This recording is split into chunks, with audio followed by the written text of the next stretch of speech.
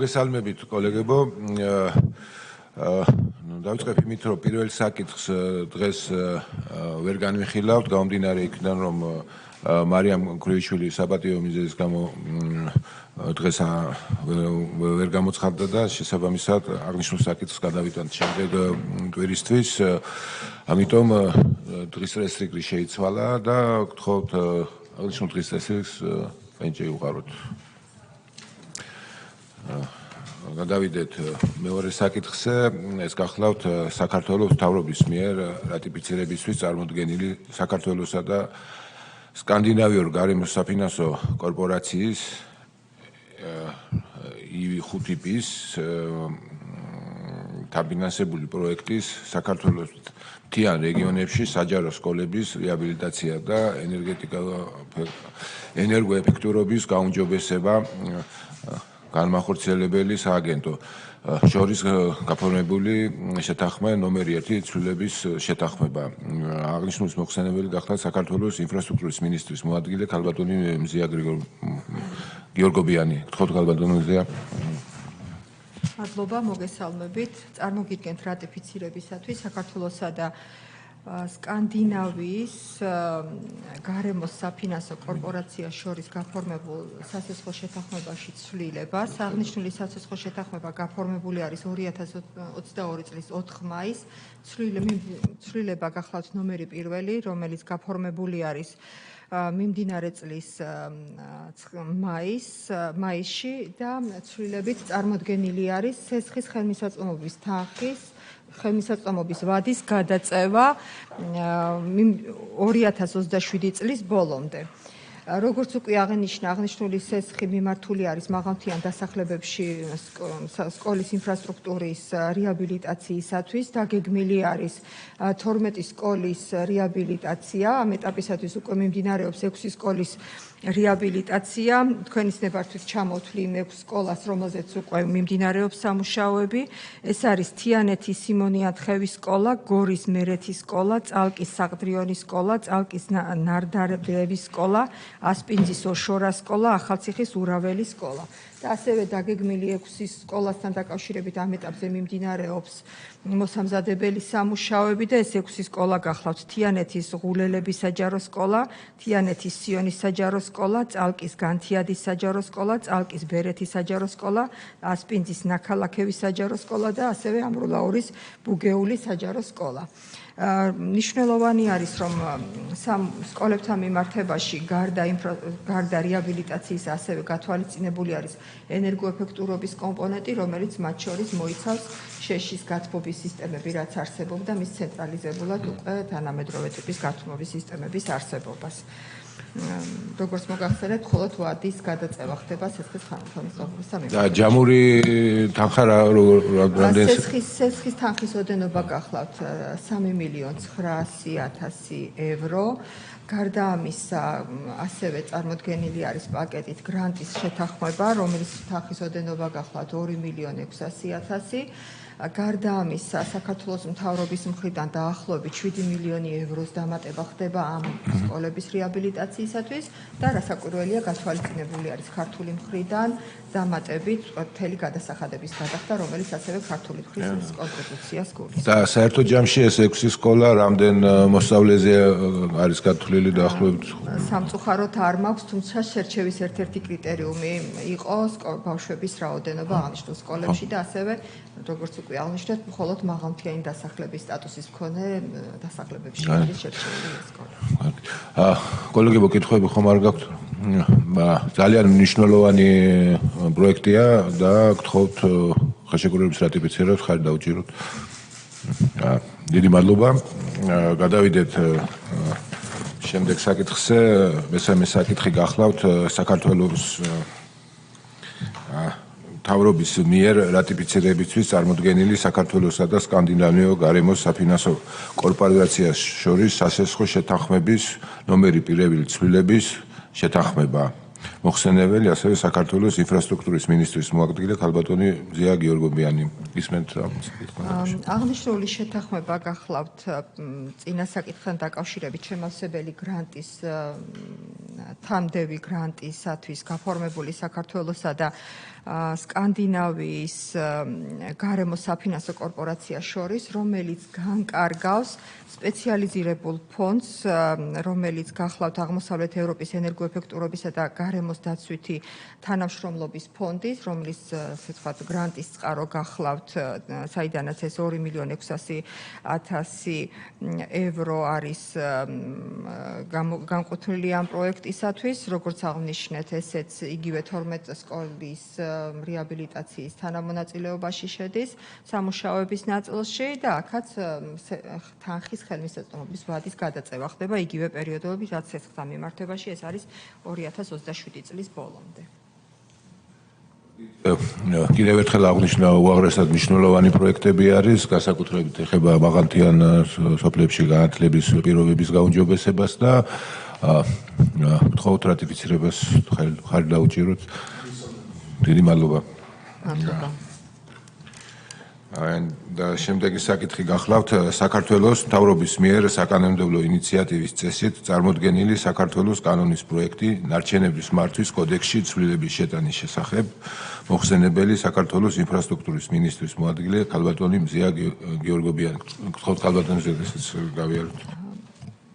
აღნიშნული ცვლილებით საქართველოს მთავრობა შემოდის წინადადებით, რომ ნარჩენების მართვის კოდექსში განხორციელდეს შესაბამისი ცვლილება, რომელიც გულისხმობს ნარჩენების მართვის სფეროში საქართველოს გარემოს დაცვისა და სოფლის მეურნეობის სამინისტროს კომპეტენციათა ჩამონათვალში აისახოს არასახიფათო ნარჩენების ნაგავსაყრელის მოწყობა, მართვა და დახურვა, ნარჩენების გადამტვირთი სადგურების მოწყობა და მართვა ამავე კოდექსის და შესაბამისი კანონქვემდებარე აქტებით განსახორციელებელ ღონისძიებებთან მიმართებაში, როგორც მოგეხსენებათ, აღნიშნული უფლებამოსილება იყო და არის რეგიონული განვითარებისა და ინფრასტრუქტურის სამინისტრო იყო განსაზღვრული ნარჩენების მართვის კოდექსით, ბოლოს განხორციელებული ცვლილებებიდან გამომდინარე, როდესაც სამინისტრო ორ ნაწილად გაიყო, მიღებული იქნა გადაწყვეტილება, რომ რეალურად აღნიშნული ფუნქცია გადავიდეს გარემოს დაცვისა და სოფლის მეურნეობის სამინისტროში, შესაბამისად წარმოდგენილი არის აღნიშნული ცვლილება. განხორციელების ნაწილში, როგორც უფლებამოსილება, ასევე განსაზღვრული იყო მის მართვაში არსებულ კერძო რეგიონული განვითარებისა და ინფრასტრუქტურის სამინისტროს მართვაში არსებულ კერძო სამართლის იურიდიული პირის საშუალებით იყო ნარჩენების მართვის კომპანიით და შესაბამისად იგივე სქემით და პრინციპით გადადის გარემოს დაცვისა და სოფლის მეურნეობის სამინისტროში. ეს არის პრინციპის დონეზე, რაც გვაქვს წარმოდგენილი, დამატებითი კითხვების შემთხვევაში მზადავართ, რომ გიპასუხოთ. ეს სტრუქტურულად ეს გაყოფილება გადადის სწორად რომ ესმოდეს სოფლის მეურნეობის სამინისტროში. კომპანია, რომელიც იყო მართვაში რეგიონული განვითარებისა და ინფრასტრუქტურის სამინისტროში და ამ ეტაპზე არის უფლებამოსილების გამოჯვრი და გამომდინარე ინფრასტრუქტურის სამინისტროში, უკვე ეს გადავა შინაარსობრივად გარემოს დაცვაზე. კოლეგებო, კითხვები ხომ არ გაქვთ აღნიშნული დაკავშირებით? ჩვენი რეკომენდაცია არის სწორი ინიციატივაა, რომ შესაბამისად სოფლის მეურნეობის სამინისტროს ვალდებულების ქვეშ უნდა გადავიდეს აღნიშნული თემა და გთხოვთ კენჭი უყაროთ.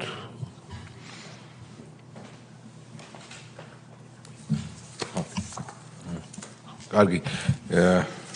ხომ მადლობთ ქალბატონზე.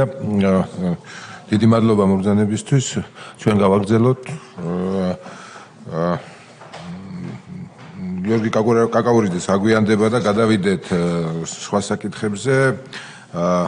ეს არის ჩემი საკითხია. ბატონო, გთხოვთ მეშვიდე საკითხი. მეშვიდე საკითხი დღევანდელი დღის რიგის ეს არის ენერგეტიკისა და წყალმომარაგების შესახებ საქართველოს კანონში ცვლილების შეტანის თაობაზე. მოხსენებელი საქართველოს პარლამენტის წევრი ბატონო შოთა ბერიკაშვილი. გთხოვთ ბატონო შოთა. კოლეგებო, მესამე მოსმენით წარმოგიდგენთ საქართველოს კანონპროექტს ენერგეტიკისა და წყალმომარაგების შესახებ საქართველოს კანონში ცვლილების შეტანის თაობაზე. აღნიშნულ კანონპროექტში მესამე მოსმენით განხორციელდა მხოლოდ რედაქციული სახის ცვლილებები და გთხოვთ რომ კენჭი უყაროთ. დიდი მადლობა დონ ირაკლი, გავაგრძელოთ.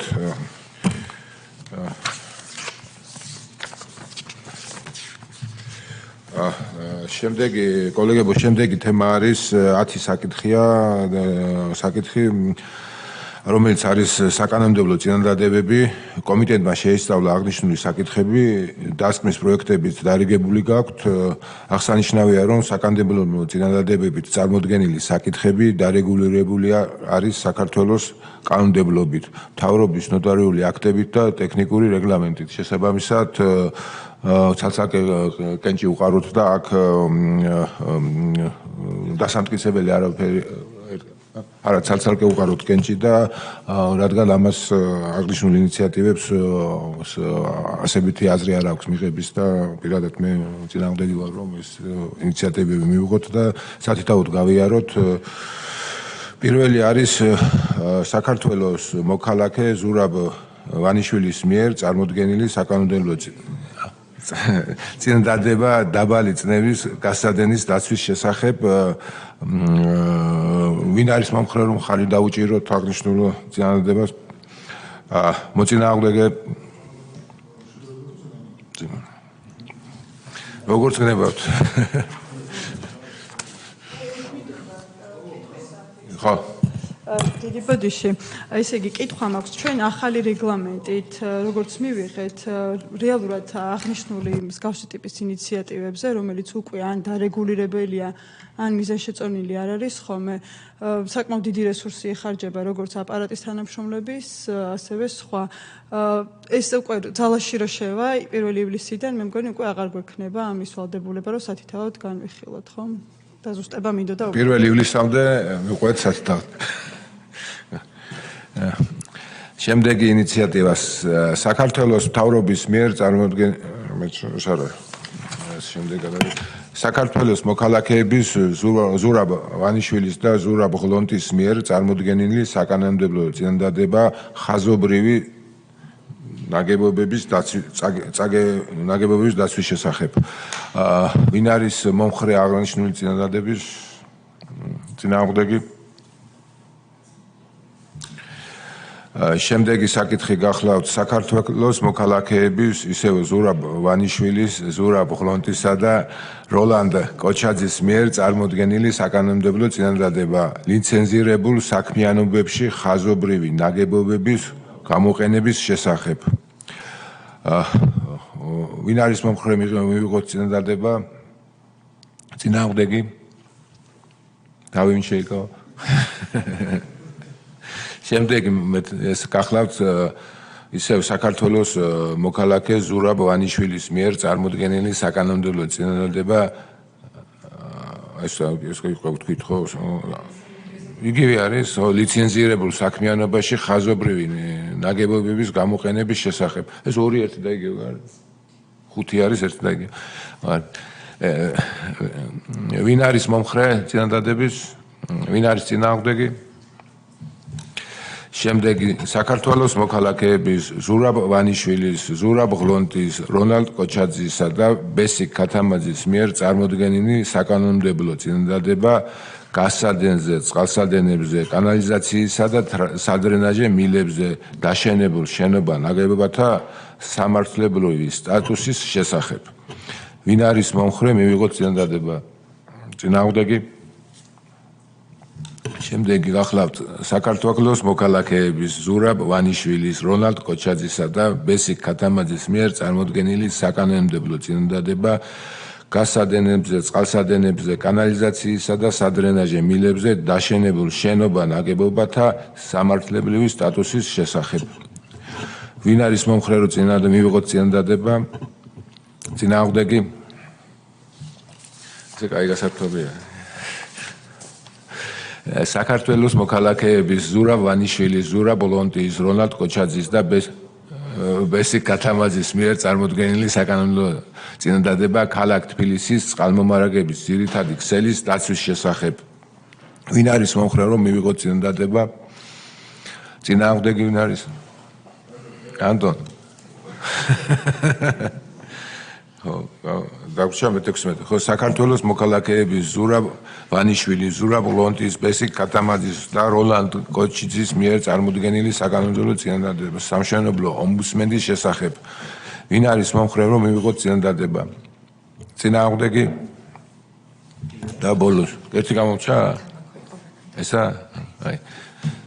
საქართველოს ბიზნეს ომბუდსმენის მოვალეობის შემსრულებლის ნინო კვენეტაძის მიერ წარმოდგენილი საკანონმდებლო წინადადება თამბაქოს კონტროლის შესახებ საქართველოს კანონში ცვლილების შეტანის შესახებ საქართველოს კანონის პროექტთან დაკავშირებით. ვინ არის მომხრე, რომ მივიღოთ? ანტონ. წინააღმდეგი? მოვალეობასაც საქართველოს მოქალაქეებს ზურაბ ვანიშვილის მიერ წარმოდგენილი საკანონმდებლო წინადადება სასაფლაოების წყალსადენებზე დაშენების აკრძალვის სასაფლაოების წყალსადენებზე დაშენების აკრძალვის შესახებ საქართველოს კანონის პროექტის შემუშავებასთან დაკავშირებით. ვინ არის მომხრე, რომ მივიღოთ წინადადება? ვინ არის წინააღმდეგი? კარგით. კოლეგებო, ყურადღებას ვთხოვთ, ჩვენ ორი საკითხი დაგვჭირდა გასახილველი და ეს გახლავთ პირველი საქართველოს მთავრობის მიერ წარმოდგენილი საქართველოს 2024 წლის სახელმწიფო ბიუჯეტის შესრულების წლიური ანგარიში და სახელმწიფო აუდიტის სამსახურის მიერ წარმოდგენილი სახელმწიფო აუდიტის სამსახურის მოხსენება 2024 წლის სახელმწიფო ბიუჯეტის შესრულების წლიური ანგარიშის შესახებ. მთავრობის ანგარიშზე. და მეორე საკითხი გახლავთ საქართველოს მთავრობის მიერ წარმოდგენილი ინფორმაცია ძირითადი მაკროეკონომიკური პროგნოზებისა და საქართველოს სამინისტროების ძირითადი მიმართულების შესახებ. აღნიშნულ საკითხებს წარმოგვიდგენს საქართველოს ფინანსთა მინისტრის პირველი მოადგილე ბატონი გიორგი გაგაურიძე. თხოვთ ბატონი გიორგი, ორივე შეგვიძლია ერთ იმაში განვიხილოთ. ერთად მოგხსენებ და შემდგომ კითხვებს უპასუხებ.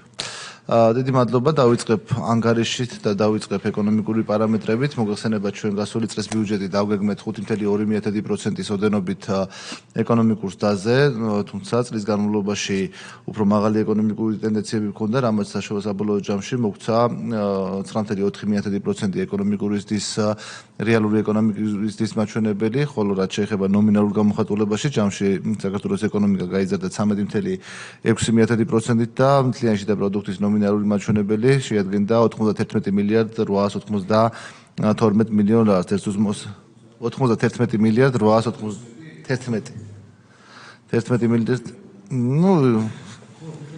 მეტიც იქნება. რაც შეეხება ერთსულ მოსახლეზე 9.151 დოლარი იყო ერთსულ მოსახლეზე გადაანგარიშებული მთლიანი შიდა პროდუქტი.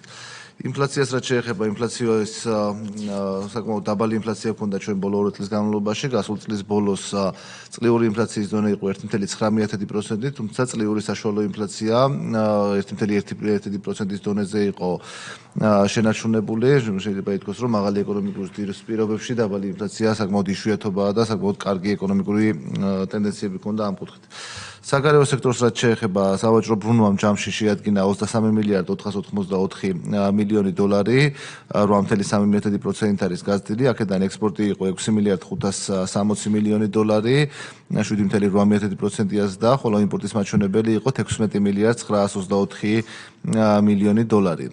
რაც შეეხება პარტნიორებს, ევროკავშირის წილი არის 22.1%, ჯამში 5 მილიარდ 180 მილიონ დოლარამდე იყო ვაჭრობა ევროკავშირთან, შემდეგ მოდის თურქეთი 3.8%-ით, რუსეთი 10.8%, ამერიკა 9.4% და ჩინეთი 8.2%. რაც შეეხება საგარეო სექტორის მეორე მნიშვნელოვან მიმართულებას, ტურიზმს, ჩვენ გასულ წელს ვიზიტორების რაოდენობა გაგვეზარდა დაახლოებით იყო ჯამში 4 მილიარდ 456,000, 4.6% არის ვიზიტორების რაოდენობა, თუმცა თუ შევხედავთ უშუალოდ რაოდენობა 6 მილიონ 456,000 იყო ვიზიტორების რაოდენობა. თუ შევხედავთ უშუალოდ ტურისტული ვიზიტორების რაოდენობას 5 მილიონ 91,000 გადააჭარბა, აქ 9%-იანი ზრდა გვაქვს. და მნიშვნელოვანი ზრდა გვაქვს ასევე თვითონ შემოსავლებში. ჯამში გასულ წელს იყო 4 მილიარდ 425 მილიონი დოლარი ქვეყნის ეკონომიკაში ტურიზმიდან მიღებული შემოსავალი 7.3% არის გაზრდილი 2023 წელთან შედარებით. ხოლო თუ შევადარებთ უკვე პანდემიამდელ ნიშნულებს, ვიზიტორთა რაოდენობა არის 100%-ზე ასული, ტურისტული ვიზიტორების რაოდენობა 100.2%-ია 2019 წლის დონესთან შედარებით, ხოლო ფულადი ნაკადების შემოდინება არის 135.4%, ანუ 35%-ით მეტია ფულის შემოდინება ეკონომიკაში ტურიზმიდან.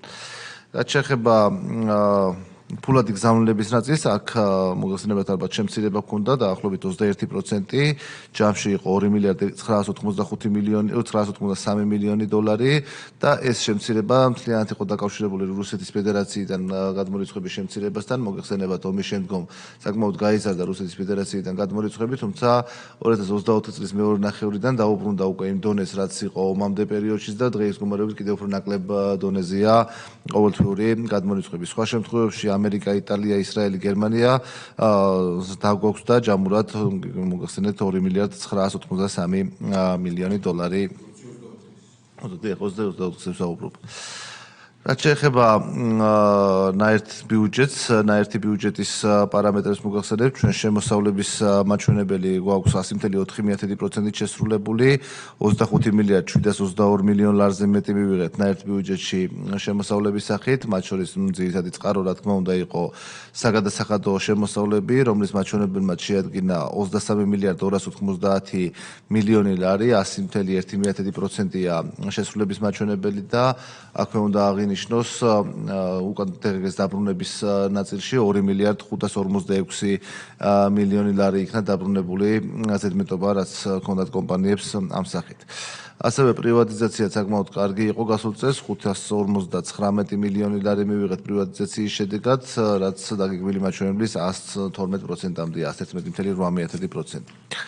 მნიშვნელოვანი პარამეტრები, რაც ნაერთ ბიუჯეტზე გვაქვს და რასაც საკანონმდებლო რეგულაციაც აქვს, დეფიციტის მაჩვენებელი და ვალი, ჩვენ მოგეხსენებათ ორივე დაგეგმილი ჰქონდა იმ პროგნოზით, რაც იყო 5.2%-იანი ეკონომიკური ზრდა, თუმცა მაღალმა ეკონომიკურმა ზრდამ მოგცა შესაძლებლობა შეგვემცირებია ორივე ეს პარამეტრი, ლაცვლად 36.1%-ისა, ვალის მაჩვენებელი წლის ბოლოს იყო 36.1%, ხოლო დეფიციტი, ერთიანი ბიუჯეტის დეფიციტის შემთხვევაში ჰქონდა დაგეგმილი 2.4%-ის, მაგრამ ნაცვლად 1.9% მივიღეთ ფაქტიური და თუ შევხედავთ ნაერთი ბიუჯეტის მოდიფიცირებულ დეფიციტს, რაც მეთოდოლოგია სავალუტო ფონდთან გვაქვს შეთანხმებული, ამ შემთხვევაში 2.5%-ის მაგივრად მივიღეთ 2.4% ფაქტიური შესრულება, ანუ გაუმჯობესებული ჰქონდა ყველა პარამეტრი. რაც შეეხება სახელმწიფო ბიუჯეტის ნაწილში უშუალოდ ჩვენ შემოსავლებისა და ხარჯების ნაწილი ორივე გვაქვს გადაჭარბებით შესრულებული. დავიწყებ აქაც შემოსავლებით, ჯამური შემოსულობები, რაც დაგეგმილი იყო, შესრულდა 100.1%-ით, უშუალოდ შემოსავლები 100.6%-ით არის შესრულებული, 21 მილიარდ 858 მილიონი ლარი იყო შემოსავლების სახით, მათ შორის საგადასახადო შემოსავლები სახელმწიფო ბიუჯეტის წილი იყო 20 მილიარდ 196 მილიონი ლარი, 100%-იანი აქაც შესრულება. გრანტებში 325 მილიონ ლარზე მეტი მივიღეთ, 126%-ია, სხვა შემოსავლები მილიარდ 313 მილიონ ლარზე მეტი იყო და 103.7%-ია. პრივატიზაციის ნაწილში სახელმწიფო ბიუჯეტში შესრულება 100.4%-ია, 301 მილიონ ლარზე მეტი მივიღეთ, ხოლო სესხების დაბრუნებაში დაახლოებით 115% გვაქვს შესრულება, 354 მილიონს აჭარბებს დაბრუნებული სესხების მთლიანი მოცულობა.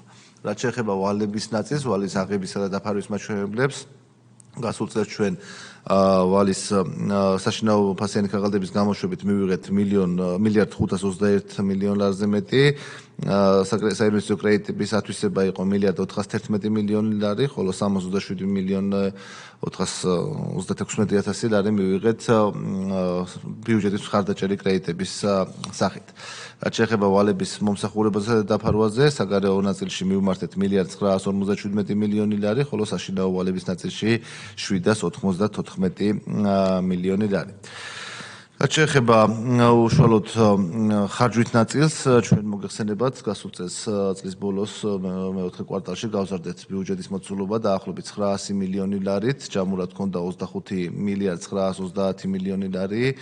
საკასო შესრულებამ შეადგინა 25 მილიარდ 946 მილიონი ლარი, შესაბამისად 100.1%-ია შესრულების მაჩვენებელი და თუ შევხედავთ უწყებების მიმართკუთხედაც, ყველა უწყების ფარგლებში შესრულება არის 100%-ის გარშემო, რიგ შემთხვევაში გადაჭარბებით. მოგახსენებთ ამდენივე მნიშვნელოვანი უწყების შესრულებას. დავიწყებ ინფრასტრუქტურის სამინისტრო, რომელსაც პროექტების კუთხით ყველაზე დიდი ბიუჯეტი აქვს, სხვადასხვა პროექტების დასაფინანსებლად. მისი შესრულება იყო 104%-ზე მეტი, ჯამურად მიიმართა 3 მილიარდ 901 მილიონი ლარი სხვადასხვა პროექტების დასაფინანსებლად. ყველაზე დიდი ბიუჯეტის მქონე ჯანდაცვის სამინისტრომ 8 მილიარდ 91 მილიონ ლარზე მეტი დახარჯა და 100.2%-ია. განათლებისა და მეცნიერების სამინისტროს შემთხვევაში 2 მილიარდ 564 მილიონი ლარი და 100.8%-ია. ასევე კულტურის და სპორტის ნაწილში შესრულება 100.6%-ია. ეკონომიკის სამინისტროს შემთხვევაში საკასო ხარჯი შეადგენს 753 მილიონ ლარს, აქ დაახლოებით 95%-ია შესრულების მაჩვენებელი, თუმცა ყველა ის პროგრამა, რომელიც დაგეგმილი იყო პრინციპში დაფინანსებულია და რამე შეფერხებები აქ არ ჰქონია. ეს არის რაც შესრულებას შეეხება 100%-იანი შემიძლია ყველა მოგახსენოთ, თავდაცვის შემთხვევაში გვაქვს მილიარდ 591 მილიონი ლარი საკასო შესრულება და 100.1%-ია, შინაგან საქმეთა სამინისტრო მილიარდ 284 მილიონი ლარი და აქაც 100.3%-ია. ნუ რავი, თუ რომელიმე უწყება დაგაინტერესებთ, რა თქმა უნდა. რაც შეეხება უკვე მომდევნო წლების პარამეტრებს, თქვენ წინაშე წარმოდგენილია 2025-26-29 წლების პარამეტრები, რასაც თქვენი თანხმობის შემდგომ უნდა დავაფუძნოთ და დავიწყოთ მუშაობა უკვე 2026-29 წლების ბიუჯეტებზე და ყველაზე მეტი ყურადღება, რა თქმა უნდა, 2026 წლის ბიუჯეტს ექცევა. ჩვენ წელიწადში ბიუჯეტი დაგეგმილი გვაქვს 6%-იანი ეკონომიკურ ზრდაზე, პირველი 4 თვის წინასწარი მონაცემებით, რაც გვაქვს არის 8.8% ეკონომიკურის და თუმცა ამ ეტაპზე ჩვენ არ ვაპირებთ, რომ გადავხედოთ ბიუჯეტს, ვინაიდან მინიმუმ 6 თვის ანალიზის გაკეთება გვინდა და ამის შემდგომ შეიძლება ვისაუბროთ გარკვეულ ცვლილებებზე. პირველი კვარტალი იყო 9.3%, აპრილი იყო 7.5%.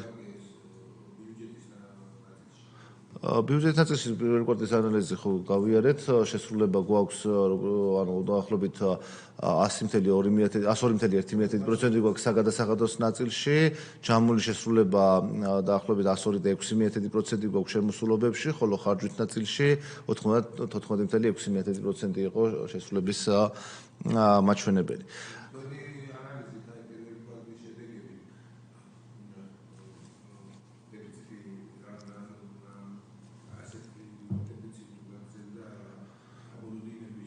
ბიუჯეტის დეფიციტის გულისხმობთ? ბიუჯეტის დეფიციტი რაც გვაქვს 2.5%-ის ფარგლებში დაგეგმილი, იმავე ფარგლებშია, ჩვენ არ ვფიქრობთ, რომ იმ შემთხვევაში თუ 6%-იან ზრდას შევინარჩუნებთ, არის აქ. რა თქმა უნდა, მე ჩვენ თუ 6 თვის ანალიზი მოგცემს საშუალებას, რომ ზრდის მონაცემები გადაიხედოს და დიდი ალბათობით იქნება, შევხედავთ შემოსავლების დამატებითი წყარო რა იქნება და საჭიროებები სხვადასხვა მიმართულებით. თუ ჩვენ ბიუჯეტს არ გავზრდით, მაშინ შესაძლებლობა გვექნება, რომ დეფიციტი კიდევ უფრო დაბლა ჩამოვწვეთ.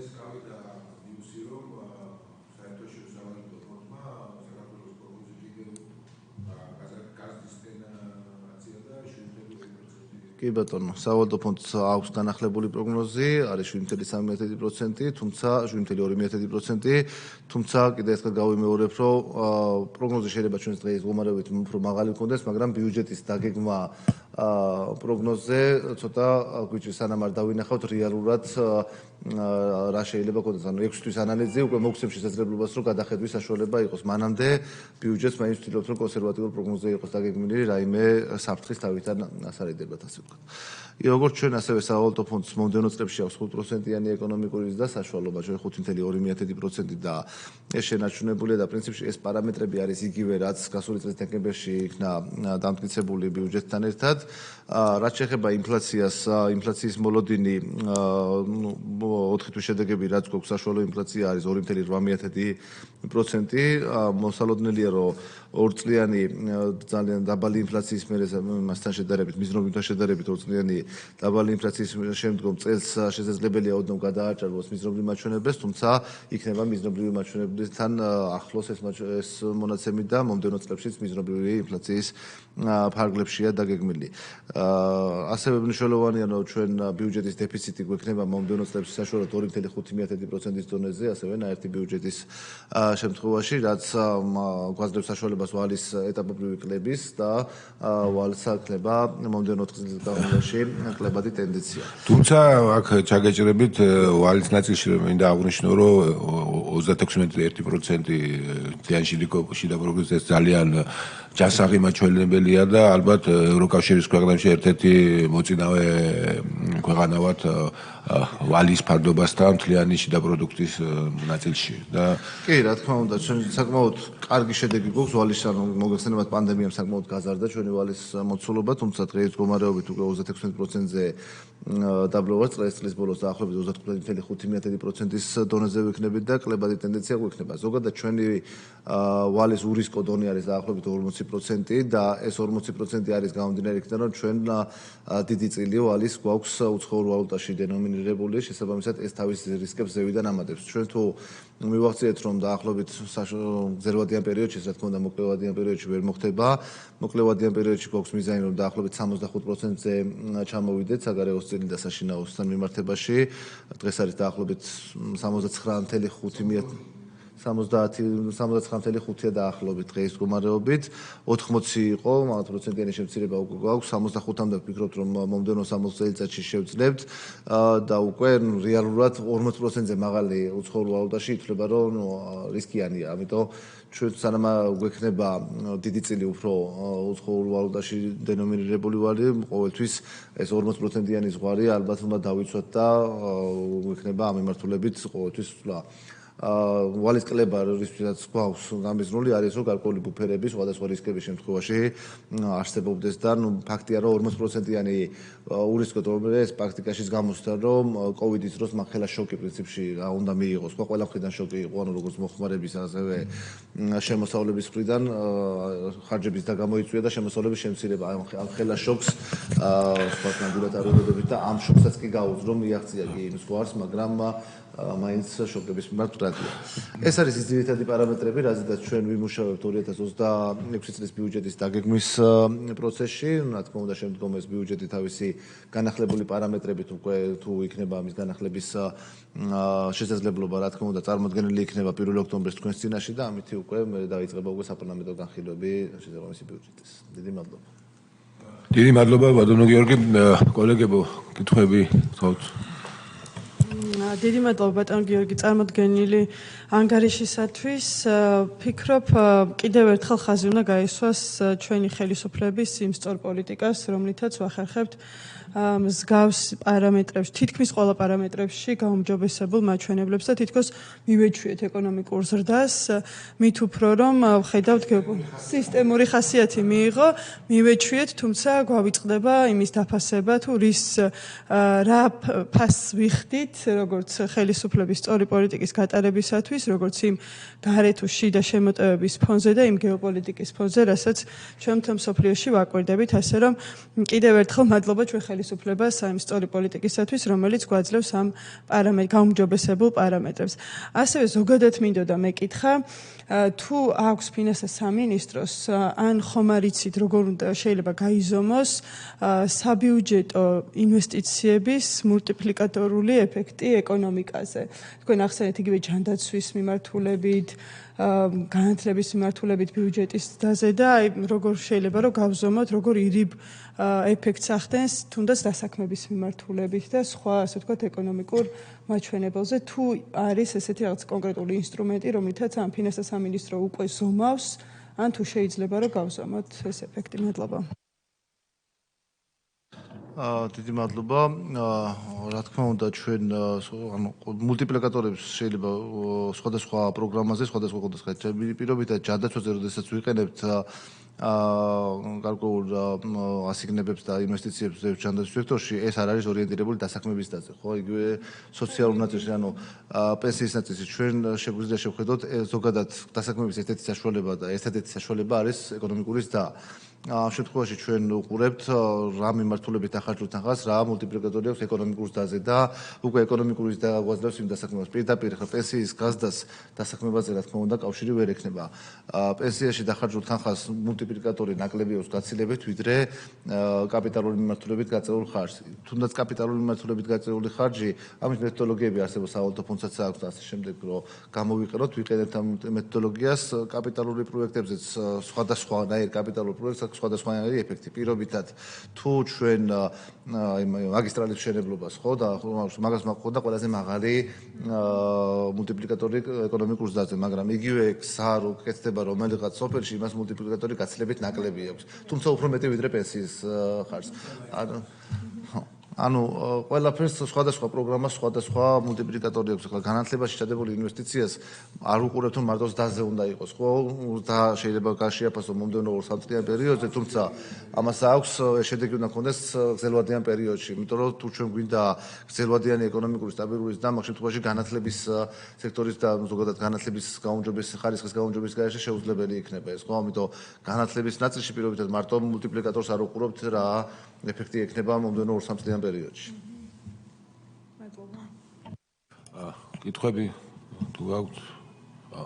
მე ერთი კითხვა მაქვს სავაჭრო ბრუნვა ახსენეთ თქვენ, მნიშვნელოვანია სავაჭრო ბრუნვის და განსაკუთრებით ვფიქრობ, რომ უფრო მეტი აქცენტები უნდა დაეთმოს ექსპორტის გაუმჯობესებას და მნიშვნელოვანია, რომ ამ მიმართულებით ალბათ უფრო მეტი ნაბიჯები გადაიდგას და ასევე ვფიქრობთ, რომ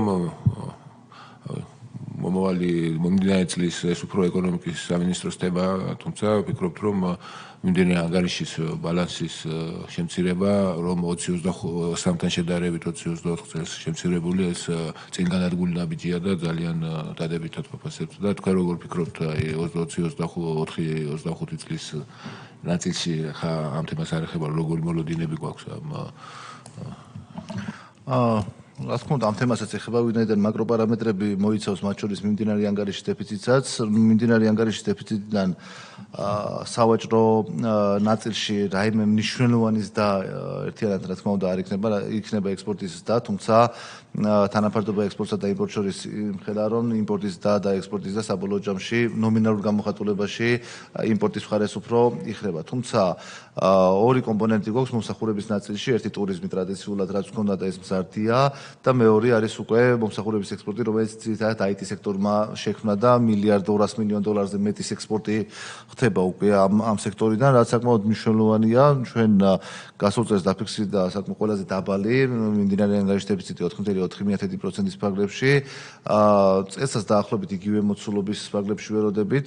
საშუალოვადიან პერიოდში შეიძლება სხვადასხვა მცირე ყევები იყოს, თუმცა არ ველოდებით რომ 5%-ს გადააჭარბებს და სადღაც ტრენდი გვექნება რომ 4%-ისკენ წავალთ უფრო და.